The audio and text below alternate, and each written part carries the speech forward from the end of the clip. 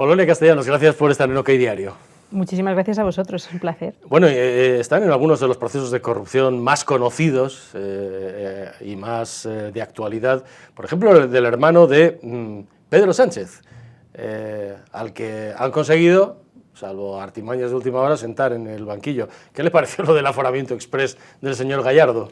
Bueno, me parece que es un fraude de ley de libro y además me parece que es tremendo ver cómo se agarran a, no sé, cuando hay todas las pruebas, todos los indicios, bueno, ya más que indicios, de que has cometido un delito. Creo que a una persona le caracteriza su valentía, ¿no? Y reconocer las cosas incluso. Para eso están los acuerdos con la Fiscalía, aunque bueno, la Fiscalía ya sabemos de quién depende, entonces es más complicado. Pero quiero decir, yo creo que no solo la posición más valiente, sino la más inteligente, es decir, bueno, me han pillado, es cierto que lo he hecho, no es irrebatible. Entonces llego a un acuerdo, hago algo. Pero eso de esconderse detrás de los aforamientos me parece mezquino, me parece además muy cobarde, me parece tremendo. Se ha querido también contra el cuñado de Sánchez, contra Miguel Ángel Gómez, el hermano de Begoña Gómez, ¿por? Exactamente, pues nosotros lo que estuvimos estudiando es que bueno, hay un reportaje que se llama Moncloa Cuatro Estaciones, no te sonará porque no lo ha visto nadie, ¿no? Es un reportaje del señor Sánchez, pues un poco pues, para vanagloriarse de su propia persona, ¿no? Entonces, este reportaje no le compra a nadie, finalmente se le asigna a una productora en la que sospechosamente comienza a trabajar el hermano, o sea, el cuñado del señor Sánchez. Esta productora, que tenía unas deducciones en el impuesto de sociedades bastante mínimas, desde que empieza a trabajar su cuñado, resulta que tiene unas devoluciones del impuesto de sociedades de 16 millones de euros. El único detonante, quiero decir, no hay nada en el registro, ni nada, ningún detonante que cambie de 1 millón o algunos cientos de euros a los 16 millones. No hay ningún detonante. Desde el momento en que empieza a trabajar el cuñado de Sánchez, esta productora audiovisual, que es la del reportaje, este famoso, el documental Exacto. Que no ha visto nadie, tiene unas deducciones fiscales de 16 millones de euros. De euros. Entonces le devuelven este dinero. Luego nos encontramos que además se pueden realizar en determinados espacios, se pueden realizar grabaciones en la Moncloa, en algunos espacios de la Moncloa. Desde que empieza a trabajar el cuñado de Pedro Sánchez, los espacios que se ceden a esta productora son gratuitos.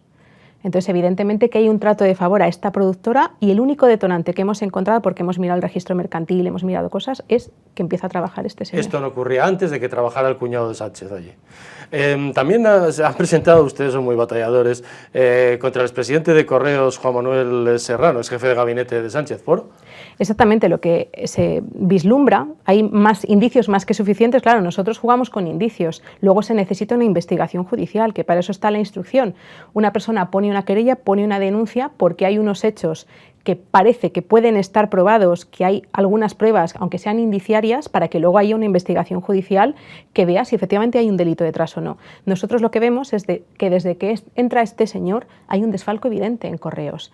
Es decir, una empresa que era más o menos boyante, de repente tiene unas pérdidas enormes y aparte nos encontramos con sospechas de que hay un fraude electoral en el voto por correo. Luego, además, todo esto que nosotros poníamos antes de que saliesen todos esos audios de La Fontanera, una vez que sale todo lo de La Fontanera, la señora Leire Díez, pues vemos que hay todavía más indicios. Entonces nosotros lo que pedimos es, tenemos todos estos indicios, cada vez hay más, entonces que se investigue. Si no hay delito, pues efectivamente que se archive, pero si vemos que esos indicios pueden estar probados, pues efectivamente que se investigue, que se abra juicio. Claro, ustedes tienen una visión, digamos, preferente de las cosas, ¿no? Porque están en las acusaciones populares y ahí se ve tantas cosas, tantos nombres, tantas circunstancias que el ciudadano común no ve. Le pregunto, al hilo de esto de Correos, ¿ustedes los ven capaces de amañar las elecciones? Pues yo he llegado a un punto de pensar que esto ya es una cosa, ya no es una cosa jurídica, pero claro, usted tiene esa visión de conocer a esta gente desde dentro. Pues yo, al señor Sánchez, ha llegado a un punto, después de estar en las causas que muy bien has relatado, le veo capaz de absolutamente de todo. Incluido de amañar las elecciones. Bueno, ahí hay sospechas de que efectivamente en las primarias hubo también un pucherazo. Entonces yo le veo capaz prácticamente de todo. Desde el momento que se trata de eliminar la separación de poderes, desde el momento que se mete mano a la Fiscalía y el fiscal general está imputado y aún así se le mantiene, incluso se le aumenta el número de años en su puesto, ¿no? Que se aumenta a 5 años. Desde el momento que se pone a dedo a una persona en el Tribunal Constitucional para que pase todas las ilegalidades y todos los ataques a la Constitución con el fin de dar balones de oxígeno a sus socios y que estos le sigan votando y le sigan manteniendo en el poder.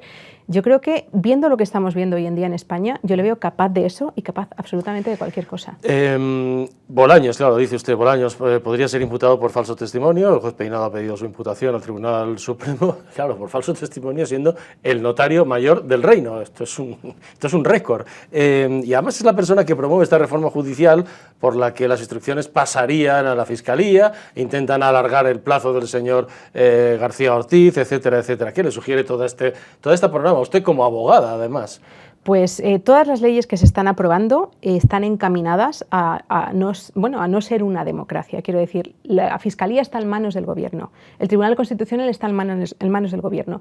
Se pretende aprobar una ley que se elimine la acusación popular. Se pretende aprobar otra ley que no haya instrucción y que se ponga en manos de la Fiscalía. Quiero decir, todo esto lo que está configurando es el escenario de que ellos puedan delinquir de forma impune porque tengan a la Fiscalía, porque tengan, evidentemente a la Abogacía del Estado, porque tengan al Tribunal Constitucional, porque eliminen la acusación popular y porque eliminen los juzgados de instrucción. Entonces todo esto configura un panorama y un escenario de impunidad. Y ahora vemos por qué. Vemos que es porque tienen miles de escándalos de corrupción. Están saliendo cada día uno. Es decir, nos olvidamos del de la semana pasada porque esta semana sale otro. Entonces, todo este escenario es poder delinquir impunemente porque arrastran cientos, miles de escándalos de corrupción. ¿Sánchez reforma y Bolaños reforma la justicia para poder delinquir impunemente? Exactamente, porque en el momento que quieren eliminar la instrucción, porque el Tribunal Constitucional se puede poner a una persona a dedo, pero evidentemente hay jueces de instrucción, muchísimos, gracias a Dios, que son independientes. Quiero decir, no puedes tratar de manipular todos los juzgados de instrucción, porque hay jueces independientes, imparciales, estupendos.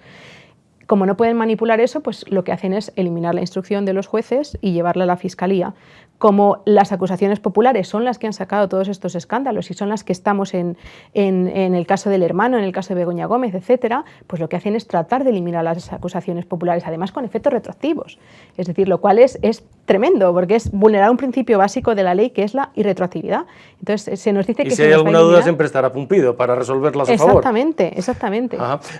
Corrupción, ¿ve a Sánchez imputado en alguna de estas cosas que están saliendo o lo que salga todavía? Yo creo que ya debería estar imputado.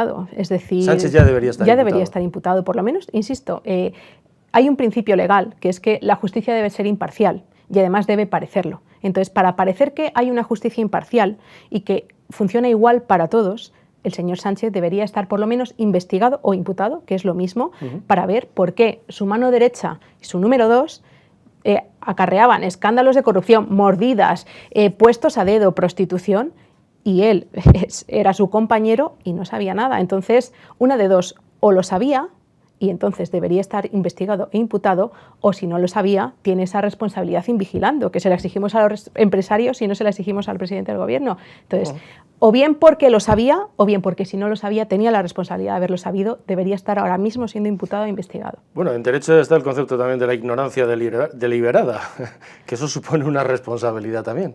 Exactamente, la ignorancia de la ley tampoco exime de su cumplimiento y además su puesto, quiero decir, implica que es el último responsable de todo lo que hacen, iba a decir sus secuaces, sus ministros. Corrupción aparte, ¿cuántas causas tienen ustedes abiertas en Abogados Cristianos y por qué? Pues ahora mismo rondaremos los 100. 100 casos. Rondaremos los 100 casos, porque además somos tremendamente pesados. Cuando sabemos exactamente, cabezotas. Cuando sabemos que tenemos razón, pues seguimos hasta que nos dan la razón. Por ejemplo, la Cruz del Parque Ribalta la hemos estado peleando 8 años, o la Cruz de Betxí, hasta que conseguimos, porque es muy frustrante saber que tienes la razón y que no te la den. También nos hacen 1000 jugadas, pero nosotros seguimos ahí. Porque, por ejemplo, por citar alguno de los casos, que a diario vemos, y ellos, Abogados Cristianos, están pendientes de cualquiera que pase, no en Madrid o Barcelona, sino en algún pueblito pequeño, porque es importante, ¿no? El nuevo líder del PSOE en Castilla y León, pues se paseó por Soria, creo que fue, ¿no? Porque era alcalde de Soria, encima de un coche blanco, imitando el papamóvil y bendiciendo con una escobilla del váter a la gente. El asunto se archivó provisionalmente, es cierto. Le pregunto, ¿sale gratis en España derribar cruces o burlarse de los católicos y de sus símbolos? Pues en principio sí. Si no fuese porque nosotros damos mucha guerra y porque a los que sabemos que son responsables les insistimos para que se haga justicia, pero sí podría salir gratis porque la Fiscalía no está nunca de nuestra parte. El caso, la judicatura a veces, pues yo creo que se equivoca. En el caso del alcalde de Soria, era un simple alcalde de Soria, entre comillas, del PSOE, y entonces nosotros cuando le pusimos una querella por los hechos que muy bien has dicho, pues nos dieron una fecha para la declaración, porque abrieron diligencias contra este señor por lo que era una burla deliberada y totalmente premeditada. Entonces nos dieron una fecha para declaración y en este impasse, hasta que es la declaración de este señor, resulta que le ascienden, y le ascienden a candidato del PSOE de la Junta de Castilla y León. Entonces ya deja de ser el simple alcalde de Soria al candidato de la Junta de Castilla y León del PSOE. Entonces, claro, no es lo mismo que declare el alcalde que el candidato a la Junta. Entonces la juez nos dice que suspende la declaración porque hay un recurso de apelación. Nosotros decimos, bueno, es que la ley nos dice que no se puede suspender la declaración porque hay un recurso de apelación. Este recurso no tiene efectos suspensivos, así que da igual, tiene que declarar. Y la juez nos contesta, bueno, es cierto, la ley no lo suspende, pero en este caso lo vamos a hacer. Entonces, esto es muy peligroso porque da la sensación de que hay una desigualdad ante la ley. Es lo que decía el presidente del Tribunal Supremo hace tiempo, que no es la misma justicia para el robagallinas que para el poderoso. Entonces, esto da la impresión de que no funciona igual para todos. Y esto es muy peligroso porque cuando un ciudadano piensa que no se hace justicia, pues al final se puede acabar tomando la justicia por su mano y entonces no viviríamos en una democracia. En estos casos aparece la Fiscalía de Sánchez por detrás casi siempre. Por ejemplo, para el caso del señor del PSOE de Castilla y León. Por supuesto, a su favor. A su favor, por supuesto. Digo. Entonces, la Fiscalía deja generalmente el juez pues, se fía de la Fiscalía en esas fases. Entonces, la Fiscalía ha dejado de ser el servicio de todos los ciudadanos para ser un abogado de parte del Gobierno que pagamos todos nosotros. Entonces, pues ahora mismo la función de la Fiscalía es, iba a decir que en la mayoría de los casos es inútil porque son los abogados de parte del Gobierno y de todos sus escándalos. En el caso del hermano lo sabemos, entonces, insisto, son abogados del Gobierno que estamos pagando todos. Para eso podríamos efectivamente suprimir la Fiscalía y que se pagasen ellos sus propios abogados. ¿En qué acabará la, pongo comillas, resignificación, como le llama el Gobierno del Valle de los Caídos? Pues yo entiendo que es algo totalmente ilegal, porque a día de hoy el Gobierno no tiene ninguna potestad ni ninguna legitimación sobre el Valle de los Caídos porque pertenece a la Fundación de la Santa Cruz. Sí que se prevé un real decreto, una resolución que otorgue esa legitimación al Gobierno. A día de hoy esa resolución no está, por lo tanto el Gobierno no tiene legitimación activa para hacer absolutamente nada en el Valle de los Caídos. Por otro lado, la resignificación necesitaría un plan especial, porque estamos hablando de una zona protegida por temas medioambientales, etcétera. No se exige un plan especial. Entonces, no solo desde el punto de vista de legitimación que el Gobierno no tiene, sino desde el punto de vista urbanístico, al necesitarse un plan especial y no pedir ese plan especial para la resignificación, desde el punto de vista urbanístico sería ilegal. Entonces, yo creo que esa resignificación es ilegal, creo que el Gobierno lo sabe, pero creo que tratan de utilizarlo como una pantalla de humo, ¿no?, para que nos desviemos el foco de los escándalos de corrupción. La Conferencia Episcopal dice, bueno, hemos acordado que no, respetar la parte religiosa, es decir, traducido, que no tiene la cruz, la gran cruz del Valle de los Caídos. ¿Le ha decepcionado la Conferencia Episcopal? Bueno, lo cierto es que la Iglesia y la Conferencia Episcopal tiene sus tiempos, tiene su diplomacia. Nosotros, gracias a Dios, no tenemos la necesidad de respetar esos tiempos ni esa diplomacia. Entonces, pues bueno, ellos siguen sus trámites, sus medios. Nosotros somos más brutos, ¿no?, porque no tenemos la necesidad de ser diplomáticos cuando vemos que se está incumpliendo la ley de forma descarada y cuando vemos que se quiere tirar la cruz más alta de la cristiandad. Ajá. ¿Por qué piden a Ayuso que declare bien de interés cultural todo el Valle de los Caídos? Hombre, sabemos que, aparte de su obsesión contra las cruces y contra el cristianismo, sabemos que es para cambiar... ¿Obsesión del Gobierno o de Ayuso? Del Gobierno. Del Gobierno, la obsesión del Gobierno por tirar todas las cruces y contra los cristianos, su cristianofobia, sabemos que también es para desviar la atención. Entonces, la señora Ayuso, que se ha caracterizado por luchar contra los casos de corrupción del Gobierno y además ser muy clara en este sentido, pues qué mejor que centrar el foco en la corrupción del señor Sánchez y de todos sus secuaces que declarar bien de interés cultural el Valle de los Caídos, igual que hizo con con la Escolanía. Si lo hizo con la Escolanía, lo puede hacer con el Valle de los Caídos. ¿Qué obtendría con eso? Pues sería mucho más difícil, le pondríamos todavía al gobierno mucho más difícil que tratase de meter las manos en el Valle de los Caídos. Porque además yo creo que hay que defender el conjunto. En el momento que se mete mano en algo es que el conjunto está acabado. Tanto la cruz como la basílica, como la comunidad de benedictinos. Porque si puede Sánchez, si pudiera, tiraría la cruz del Valle de los Caídos. Por supuesto. ¿La tiraría abajo? Yo creo que sí, yo creo que sí. Yo creo que es, no tendría ninguna duda. No, porque él es Cuando se ve apurado así, ¿se mete con la OTAN, con Trump, o tiraría la cruz del Valle de los Caídos para llamar la atención? Para llamar la atención y para desviarlo de los escándalos de corrupción.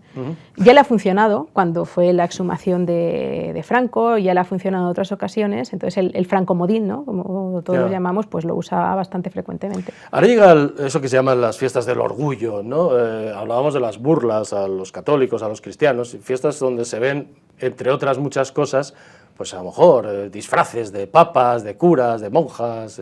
¿Qué le parece esta celebración anual?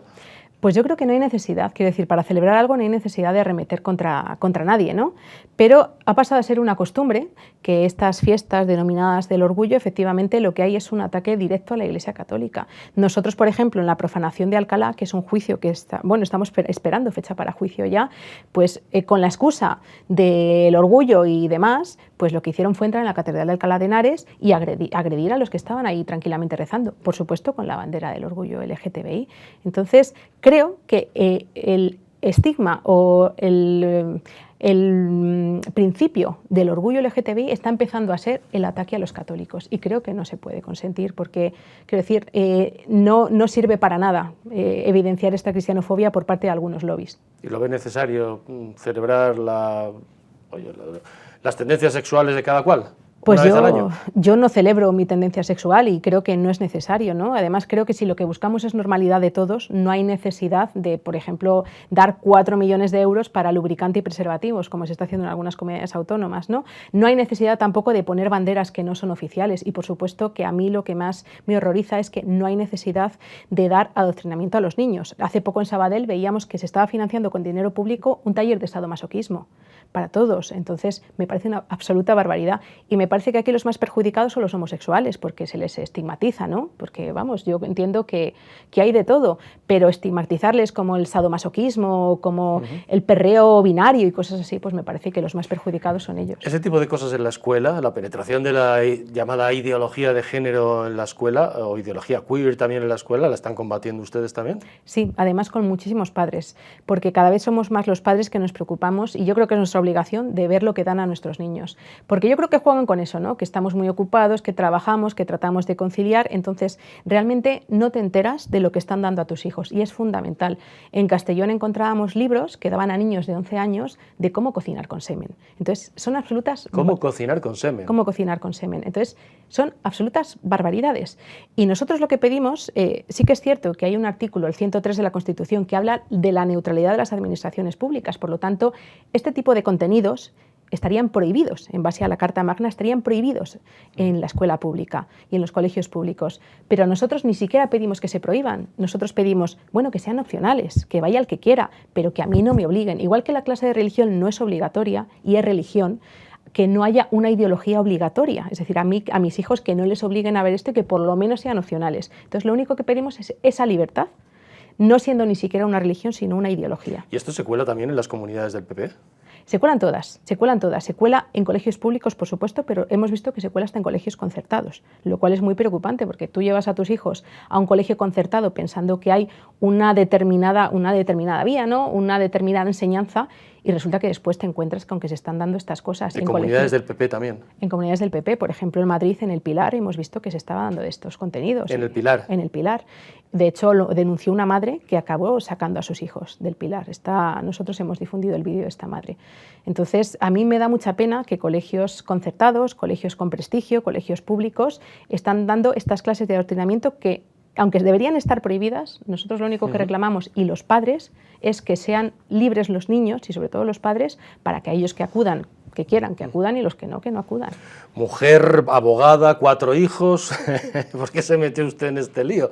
Porque más de 100 causas, no son muchos en abogados cristianos, trabajarán a destajo, me imagino, ¿Y por qué se metió usted en este lío? Pues porque alguien lo tenía que hacer y me tocó a mí. Entonces, yo siempre, la verdad es que estudié Derecho porque siempre había sentido esa necesidad de justicia, y las injusticias la verdad es que me enervan y tengo la necesidad de hacer algo, y ante tantas injusticias pues yo creo que todos tenemos la necesidad de hacer algo.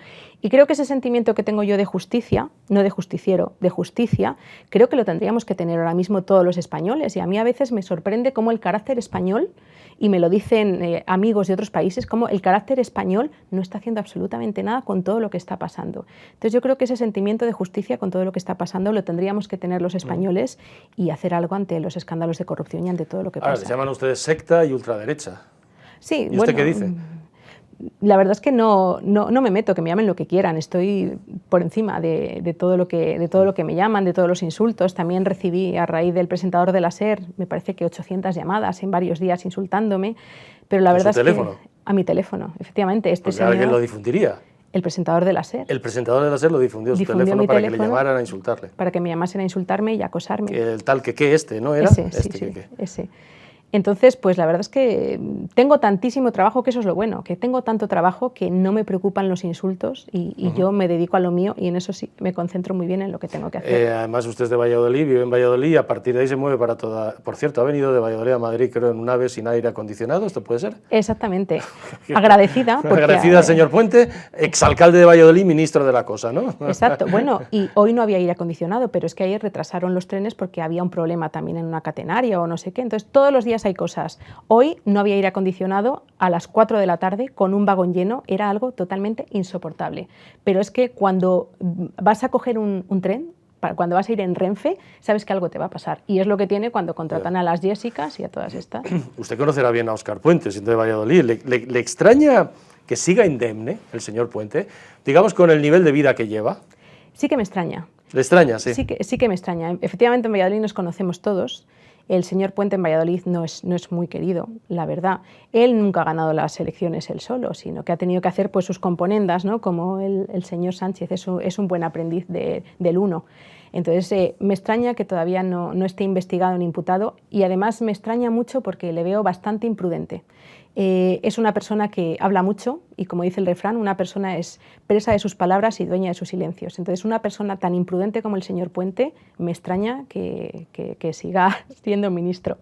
Tiene una hermana fiscal, Sofía Puente, verdaderamente influyente en el gobierno de Sánchez, influyente desde tiempos pretéritos, y hay quien dice, yo no quiero meterme en este lío porque usted es abogado ejerciente, pero que una buena red de amigos entre la Audiencia Provincial de Valladolid, jueces y fiscales. Sí, pero los amigos son amigos hasta que te señalan. Y quiero decir, cuando se encuentren cosas graves, como se han encontrado del señor Cerdán o del señor Ábalos, hemos visto que cuando se encontraron esas cosas, los amigos desaparecieron, ¿no? Hemos visto que al señor Ábalos le aplaudían en el Congreso, pero en cuanto le encontraron estas cosas, renegaron de él, ¿no? Entonces, bueno, los amigos son amigos hasta determinado momento. Y la imprudencia del señor Puente a mí me parece muy peligrosa. Que lleva un buen nivel de vida. Aquí publicamos que porque ha veraneado en Puente Romano, en Marbella, se le ha visto en coches de alta gama de empresarios de la zona, publicamos que un empresario al que le adjudicó contratos durante la pandemia de mascarillas le pagó unas vacaciones en Ibiza y Formentera en un yate de lujo, y ahí sigue. De momento. De momento. De momento. Bueno, en Valladolid se decía que le abrían un local por las noches después de la pandemia. Esto no lo voy a meter en ese lío. Después, en Valladolid, detrás del ayuntamiento, de un empresario bien conocido en la zona y por el propio ayuntamiento. Bueno, por cierto, ayuntamiento, ¿usted trabajaba en el ayuntamiento antes de meterse en este lío? ¿Y la echó el PP?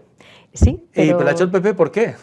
Pues tenían que meter a una persona de otro partido político. ¿De qué partido? Además, de Izquierda Unida. A usted la echaron trabajando en el ayuntamiento como funcionaria o lo que fuera, embarazada. Embarazada. Y la echó el PP porque había que colocar a una de Izquierda Unida. ¿Esto es una suposición o se lo dijeron? No, la que pasó a ejercer el puesto donde yo estaba era una candidata de Izquierda Unida. Entonces, ¿sí? La verdad es que me hicieron un favor. ¿Por qué? Cuando lo pasó, pues yo me llevé un disgusto, porque además estaba embarazada de 4 meses o 5 meses. Pero la verdad es que me hicieron un favor, porque hay un refrán que dice que Dios escribe recto con renglones torcidos, ¿no? Pues gracias al PP yo pude, embarazada, pues fomentar la asociación, dedicarme más tiempo a la asociación y al final ver que a mí lo que me gustaba y yo creo que lo que era más necesario era la asociación. Efectivamente, ese puesto lo podía hacer otra persona, aunque lo hizo bastante mal, pero la verdad es que me hicieron un favor. Y hoy en día, pues les estoy agradecida. Lo que sucede conviene a veces. Exactamente. Bueno, Polonia Castellanos, muchas gracias por haber venido hasta OK Diario. Muchas gracias a vosotros. Y suerte con el viaje de vuelta a Valladolid en un AVE o lo que sea eso. Esperemos que con aire acondicionado. Estoy por ir andando. Llegaría antes incluso, a lo Seguro. mejor. Bueno, gracias Polonia, muchas gracias. Muchas gracias.